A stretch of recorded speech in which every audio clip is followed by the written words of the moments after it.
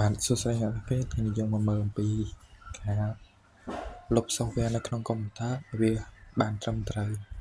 ឥឡូវខ្ញុំឧទាហរណ៍ថាខ្ញុំលុប CapCut អ្នកទាំងអស់គ្នាតែងតែចុច mouse ស្ដាំហើយយកពាក្យថា delete CapCut វាបាត់មែនតែវាបាត់នៅលើអេក្រង់ឥឡូវយើងចូលមកកន្លែង search យើង search ពាក្យថា CapCut ចាំមើលវាឃើញអត់ឥឡូវនេះអ្នកទាំងអស់គ្នាលុបមែនតែវាលុបបាត់នៅលើតែអេក្រង់យើងទេតែវានៅក្នុងកុំព្យូទ័រយើងវានៅមានកម្មវិធីនឹងដដែលឥឡូវយើងចូលមក control panel មកបើសិនជាអ្នកគ្នាអត់មាននៅកន្លែង desktop ហ្នឹងទេអ្នកទាំងអស់គ្នា search ថា control panel បន្ទាប់មកយើងចូលកន្លែង program ហ្នឹងមកឥឡូវយើងបើកឲ្យធំសិនបន្ទាប់មកអ្នកទាំងអស់គ្នាស្វែងរក CapCut យើងមកកម្មវិធីដែលយើងចង់លុបឧទាហរណ៍ថា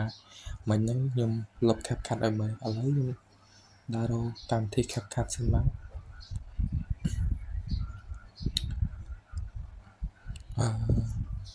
ហើយខ្ញុំឃើញហើយអ្នកនរគ្នាគ្រាន់តែចុចលើវាមួយចឹងហើយយើងមកមើលពាក្យថា uninstall គ្រាន់តែចុចលើពាក្យ uninstall ហ្នឹងមកឥឡូវវាសួរយើងថាយើងចង់លុបវាមែនអត់ហើយយើងចុចពាក្យថា yes យើងរងចាំឲ្យវាពេញមកបន្ទាប់មកវាពេញ complete ហើយ